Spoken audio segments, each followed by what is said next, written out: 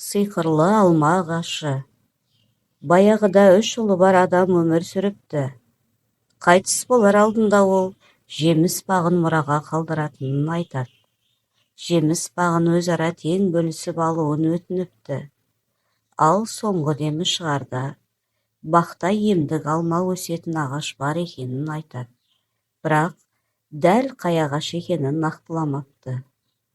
Әкелері қайтыс болғаннан соң бауырлар бақты өзара бөлісіп алады.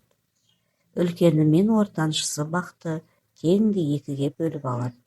Ал кенжесіне жалғыз ғана алма ағашын береді. Үлкен ағалары кенже бауырына бір ағаштан көп мұра алу үшін тым жас екенін айтыпты. Олар тіпті сол жалғыз ағаштың астындағы топыраққа да иелік ететінін айтып, яғни егер емдік алма беретін ағаш болса, жемісін алуды көздейді. Олар өмір сүрген елдегі патшаның қызы қатты науқастанып жатады. Ешбір дәріге емін таба алмайды. Патша қызын емдеп шыққан адамға жарты патшалығын және қызын қалыңдыққа беретінін уәде етеді. 3 ағайынды бағын сынамақ көруге бел буады. Ішіндегі үлкені әр ағаштан бір алмадан үзіп алып, себетке салып, сарайға жол тартады. Бара жатқан жолда үлкен орман ішімен өтуі керек болады. Жол жөнекей бір кемпірді көріп, кемпір онымен жылы амандасып, себетіңде не бар екенін сұрайды. Көлбақалар мен кесерткелер деп жігіт жауап қайтады. Шаруаң қанша, дейді. Көлбақалар мен кесерткелер ме? Солай-ақ болсын, дейді кемпір. Ағайындылардың үлкені ақыры сарай қақпасына жетеді. Қарауыл оны себетіңде не бар деп сұрайды. Сиқырлы алма деп жауап қайтады ол. Бірақ себетін ашса, іші көлбақа мен кесерткеге толы екен. Қарауыл оны қуып жібереді. Ортанша ұл бағын келесі болып сынап көруге бекінеді. Ол да орманда жолыққан кемпірге зекіп, себетімде жылан мен құрттар бар екенін айтады. Жылан мен құрттар ма? Солай-ақ болсын, депті кемпір. Қарауыл да оны тоқтатып, себетінде не бар екенін көріп, сарайдан қуып жібереді.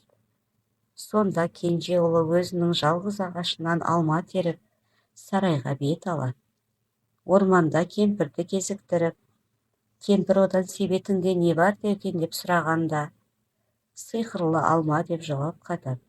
Солай-ақ болсын, деп кемпір, ал жігіт әрі қарай кете береді. Жағалауда теңізге жете алмай жатқан балықты көреді. Ол балықты алып суға жібереді.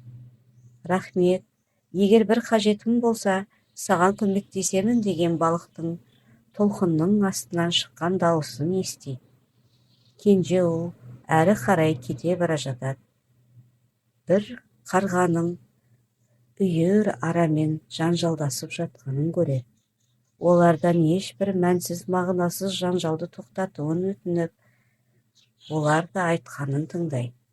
Аралар мен қарға әр қайсы өз жөнімен кетеді.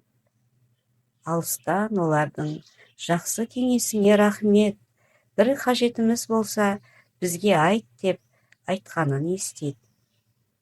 Кенже ұл сарай қақпасында тұрған қарауылға да жетеді. Қарауыл себетін тексеріп, ішінде көп дәмді алма бар екенін көреді. Көп ұзамай патша алдына барып, Қаншайым алманың дәмін татады. Қаншайым тез арада аяғынан тұрып кетеді. Алмалары шынында да сиқырлы алма екен. Патшаның жүрегі қуанышқа бөленіп, уәдесін бірден орындағысы келеді. Алайда Қаншайым қарапайым шаруаның жұбайы болғанын қаламапты. Сөйтіп құтқарушысына өзіне үйленгісі келсе, әкесі бір кездерде теңізде жоғалтып алған жүзігін тауып әкелуін бұйырады. Кенже ол жағажайға барып, балықтан көмек сұрайды. Біраз уақыт өткен соң балық аузына әлденені қысып алып жүзіп келе жатады. Кенже ол қолын созып, патшаның көп жыл бұрын жоғалтып алған жүзігін алады. Сарайға қайта оралып, патшаға жүзігін береді. Бірақ Ханшайымның бәрібір көңілі толмапты. Ол жігітке балауыздан алтын сияқты жарқырайтын сарай салуын тапсырыпты. Сарай бағына күн шуағының алғашқы сәулесі түскенде ескі сарай жанында алтындай жарқыраған тағы бір сарай бой көтереді. Ақыр аяғы Ханшайым көніп кенже ұлға тұрмысқа шығады.